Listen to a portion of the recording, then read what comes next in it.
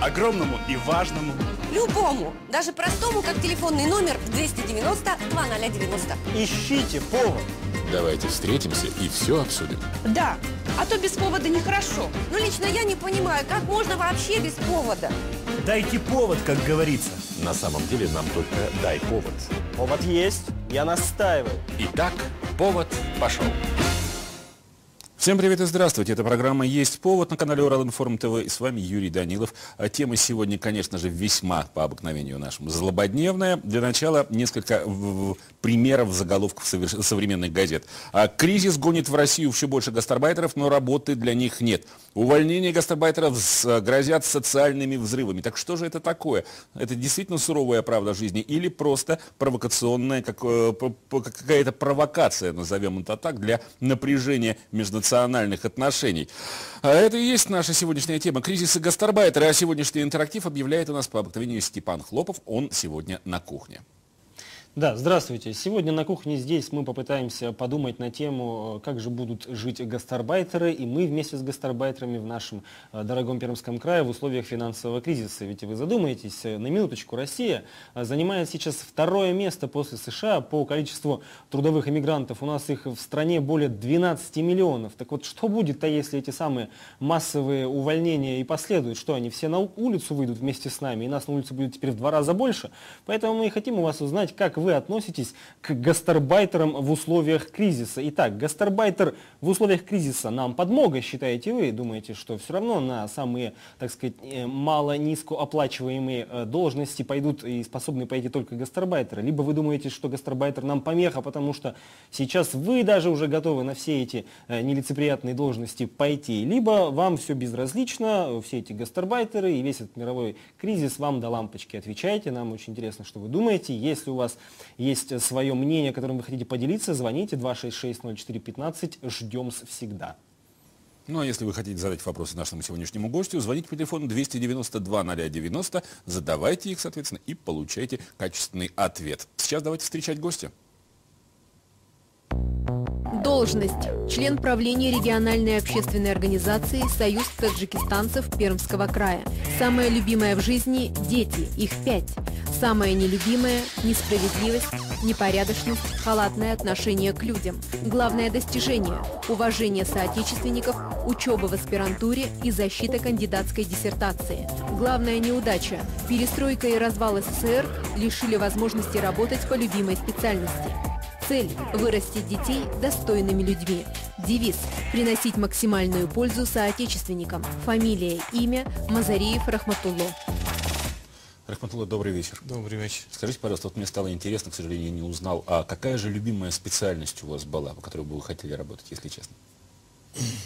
Я по специальности инженер-технолог молочной промышленности в советских временах закончил так называемый ведущий вуз советских времен в городе Москве в нашей отрасли, то есть молочной промышленности. То есть животноводство.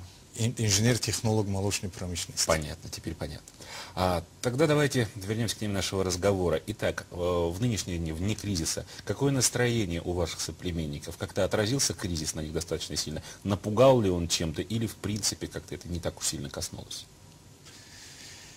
На мой личный взгляд, личное понятие, мировой кризис исходов не имеет ни из России, ни из Таджикистана. Но, к большому сожалению, в дальнейшем перспективе и может быть затронут проблемы трудовых мигрантов. Сейчас этого нет, вы считаете? Сейчас этого нет. Спасибо, я бы сказал, руководству Российской Федерации для этого предприняли определенные шаги, которые наши соотечественники по сей день работают во всех сферах жизнедеятельности Российской Федерации. Еще один вопрос, который, возможно, покажется вам провокационным. Дело в том, что не так давно Министерство внутренних дел России, прошу прощения, опубликовало данные по криминальные сводки по Москве. утверждается, что количество каких-либо преступлений, скажем так, уличных, в том числе изнасилований, выросло примерно на 20%. Почему-то винят в этом как раз именно гастарбайтеров, потерявших работу. Как вы думаете, имеет ли это действительно место и возможен ли действительно всплеск преступности, если людей будут лишать работы? Достаточно пока что эта тенденция не видится, так как массовое увольнение трудовых мигрантов, я имею в виду в нашем Пермском крае, не предвидится. Пока что вот те занятости, которые работали в сфере строительства, я могу сказать, наши трудовые мигранты, более 50% на законном основании работают в различных строительствах города Перми и Пермского края. Ну, такая тенденция массового увольнения и безработицы не планируется. И, во-первых, при увольнении вот, трудовой мигрант, который не имеет определенное место жительства в крае, не имеет определенное рабочее место, определенный источник средств существования, могут быть и пойти в какой-то пути при совершении той или иной то есть везде люди, это все везде понятно, люди, действительно. Да. Человек, который остался без средств к существованию, может пойти по преступному пути. У нас есть телефонный звонок, давайте послушаем. Здравствуйте, слушаем вас. Добрый день, здравствуйте, да, Бессонов Алексей Борисович. Вы знаете, есть такая теория, в соответствии с которой православие, например, спасут китайцы, которые в дальнейшем будут активно принимать православную веру. Ну, это к слову. Тема очень щекотливая и тонкая, но мне кажется, что Россия все равно будет принимать законодательные акты, которые ограничивали бы, так сказать, въезд граждан вот, Средней Азии на территорию Российской Федерации при глубочайшей любви и уважении к вашему гостю. Почему? Ну, вы понимаете, мы все-таки вымирающая нация. И нация, Кудрин говорит, что к 2020 году у нас будет на 34 миллиона меньше. То есть мы вынуждены будем ограничивать, к сожалению, и, так сказать, и так далее. Спасибо.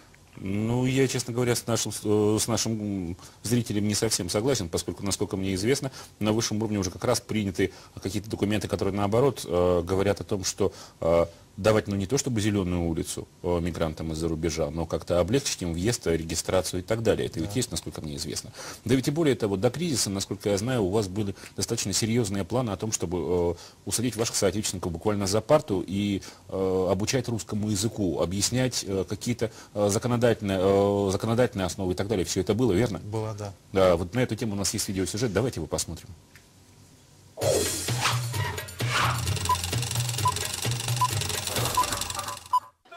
Иммигрантская грамота в Заостровке. Здесь продолжается эксперимент по обучению гастарбайтеров из Таджикистана русскому языку.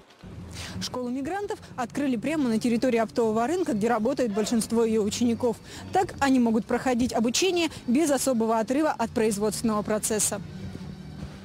Умарали Гаятову 26. Он приехал в Пермь полгода назад. Начинал грузчиком на рынке. Сейчас водитель на арендованном автомобиле. Он русский бы выучил еще дома, в Таджикистане, но помешала война. Узнав про курсы для мигрантов, записался одним из первых.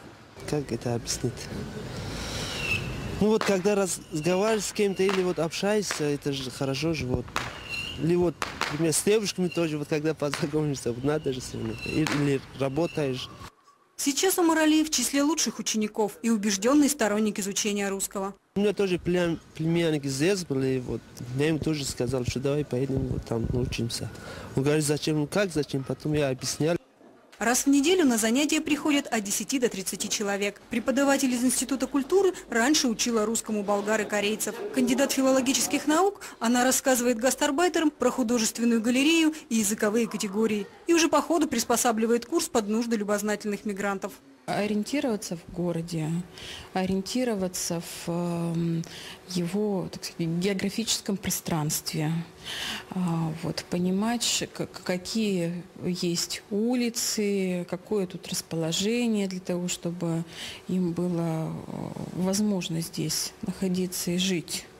Трудности перевода на уроках решают представители таджикской диаспоры. В прошлом году эти добровольные помощники учителя ставили скромную задачу – научить земляков заполнять миграционные карты, что существенно облегчает процесс получения гражданства. В этом году планы масштабнее. Самое главное, что человек приобретет какую-то хорошую рабочую специальность и получает стабильную заработную плату. Вот всю жизнь же человек не будет работать разнорабочим, подметать дорогу или что-то другое сделать, уборщиком или грузчиком работать не будут.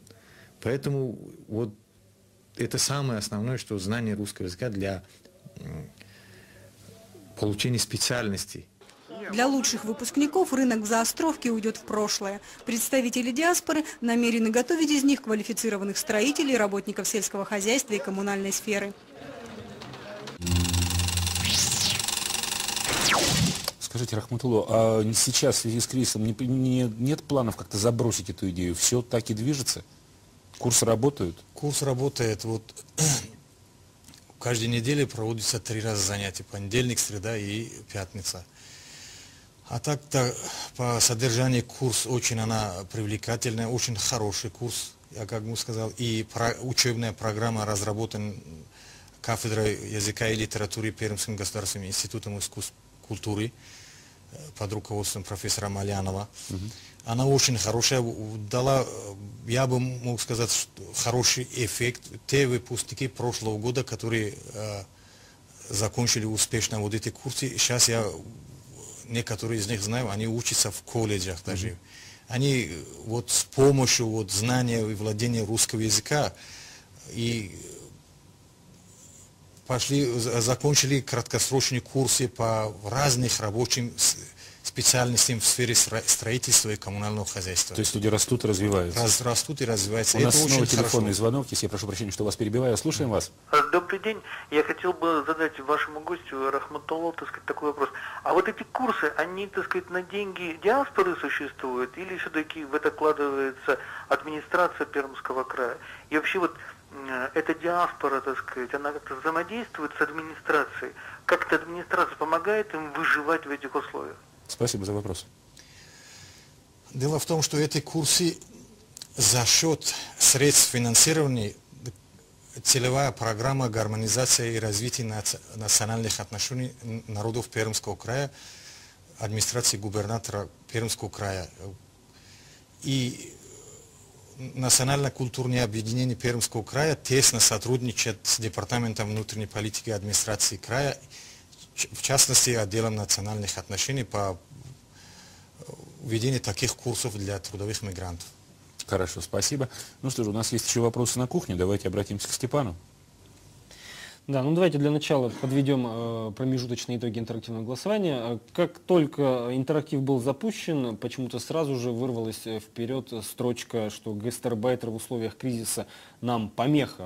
Она эта строчка лидировала, но потом в течение всей программы, в течение разговора строчка, что гастарбайтер в условиях кризиса нам подмога, почему-то, не знаю почему, вырвалась вперед. И вот сейчас вы все сами видите на своих экранах, 80 голосов за нам подмога и 72 за нам помеха, ну а безразличных у нас меньшинство, и это, наверное, хорошо. Что хочется сказать, дорогие друзья, ну, все мы прекрасно понимаем, как относится, так сказать, местное население к неместному населению, которое трудится на стройках, на улицах, да где угодно. Мы все относимся несколько скептически, а некоторые агрессивно настроенные, говорят о том, что эти люди якобы занимают, значит, рабочие места, которые могли бы занимать местное население. Но согласитесь со мной, что никто из вас не хочет работать на улице. Все хотят работать почему-то у нас в офисе и получать там $1000. Так ведь, друзья мои? Если вы будете лучшей в своей профессии, никакой гастарбайтер ваше место не займет. У меня такой вопрос к нашему сегодняшнему гостю. Ну вот, не дай бог, конечно, если вдруг так случится, что вот эти самые мрачные прогнозы по поводу массовых увольнений и потери работы среди гастарбайтеров все-таки случится, есть ли у руководителей диаспор на сегодняшний день планы и прям реальные рычаги воздействия на эту ситуацию? То есть, что вы можете сделать для того, чтобы обеспечить, собственно, нормальную жизнь своим соотечественникам? Спасибо за вопрос, Степ. Итак, случится все-таки такое, начнутся увольнения, действия вашей диаспоры, и вы как ее представитель? Ну вот вначале я сказал, что реально вот мировой финансовый кризис может и затронуть в проблемах миграции.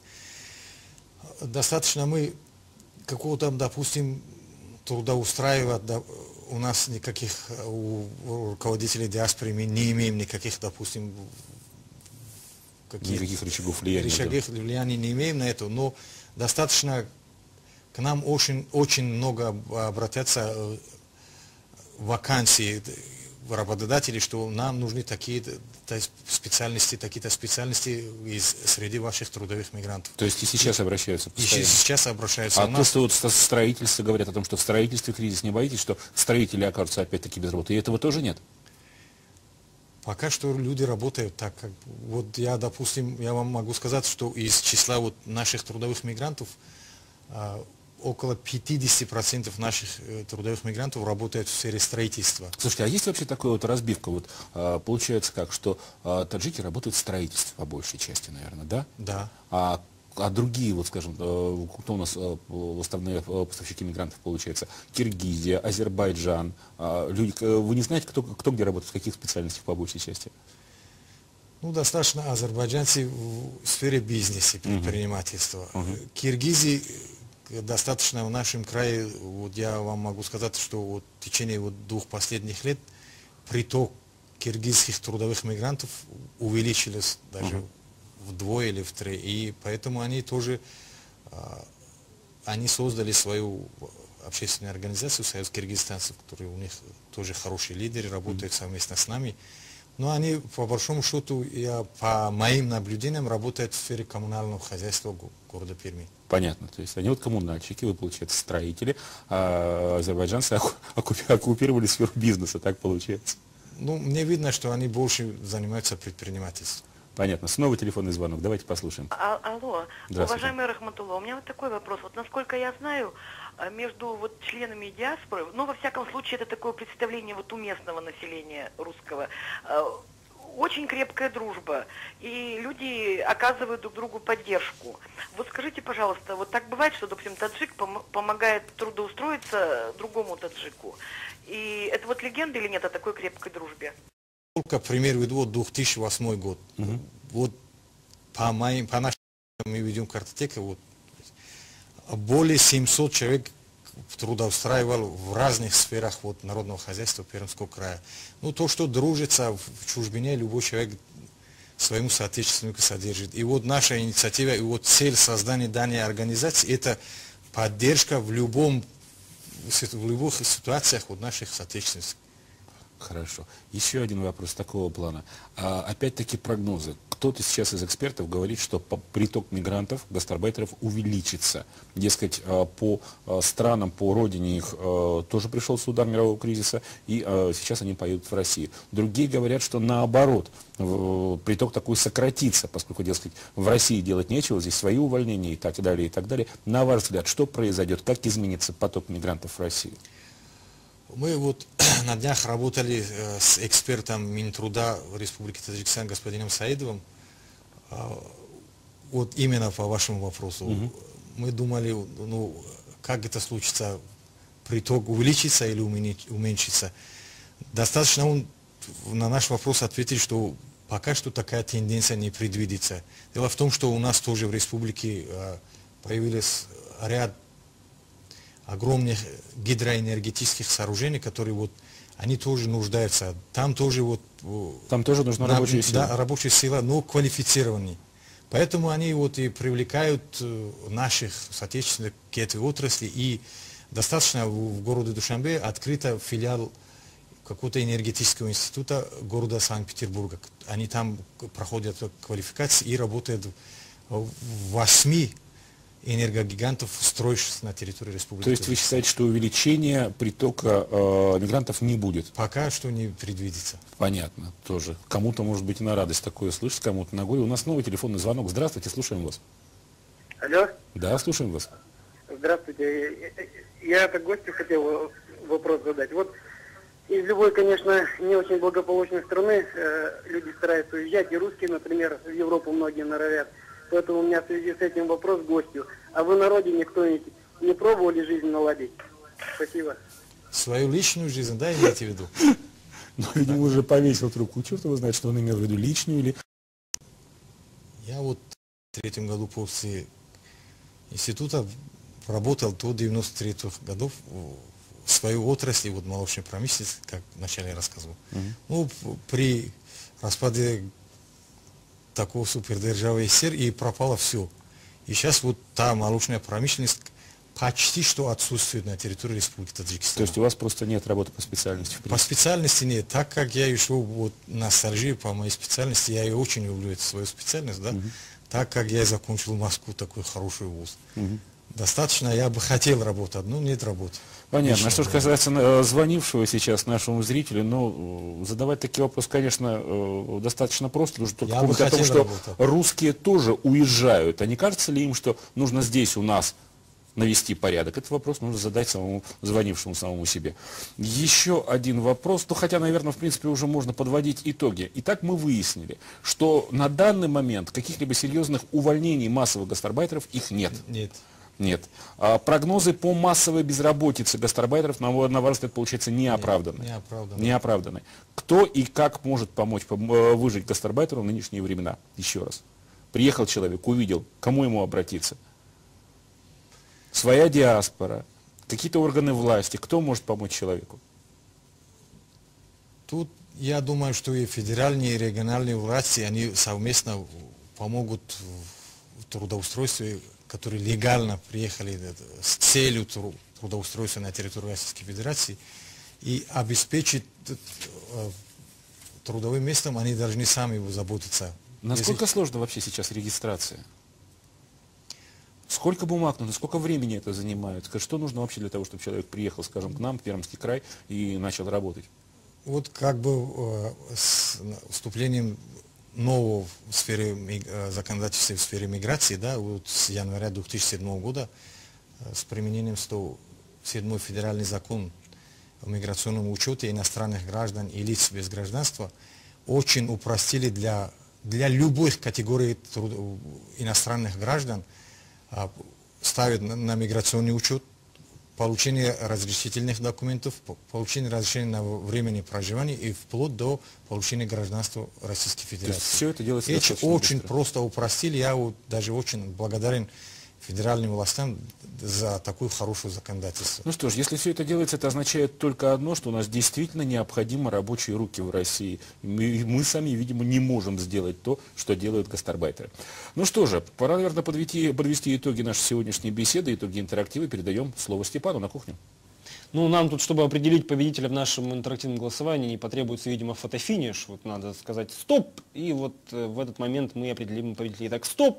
Итак, победителем у нас становится все-таки строчка, что гастарбайтер в условиях кризиса нам помеха, друзья мои. Вот так вот. Вот они почему-то, видимо, мешают нам жить, эти гастарбайтеры. Вот они убирают у нас дороги, но они мешают нам жить. Они строят нам дома, но они мешают нам жить почему-то в условиях кризиса. А задумайтесь-ка на секундочку, пойдете вы дороги-то убирать или дома строить? Нет, вам нужна хорошая работа. Но кто-то ведь должен это делать. В общем, друзья мои, такие вот итоги интерактива. Ну и хочется сказать, что очень мало безразличных людей. Всего было отдано 38 голосов. Ну, абсолютные цифры маленькие, но все-таки люди такие есть, у которых все хорошо, которых не заботит будущее гастарбайтеров и которым мировой финансовый кризис по барабану. Мы очень рады за вас, друзья мои. Вот на этом, собственно, кухня с вами и распрощается. Напоминаю, что у нас есть сайт www.itv.ru. Если вы хотите еще раз какие-то ключевые моменты нашей программы вспомнить, то заходите в видеоархив, смотрите. Вообще на нашем сайте много интересного. Увидимся там, может быть, на форуме. Ну что ж, спасибо Степану, спасибо нашему гостю сегодняшнему. Рахматуллах, огромное вам спасибо. Действительно, ваши ответы были вполне компетентными. Ну а нам остается только попрощаться с нашими зрителями. Говорю вам до свидания, до встречи. Одежда для ведущего предоставлена магазином Мекс.